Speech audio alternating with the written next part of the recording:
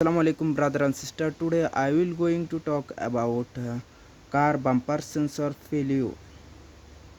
So let's go. This is the car bumper sensor.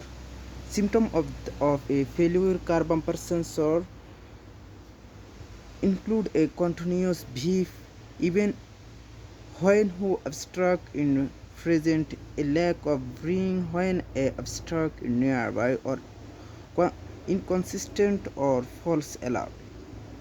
Additionally, a dashboard warning light related to the keep parking assist system may illuminate, and the sensor are not de- detecting object accurately. Okay, brother.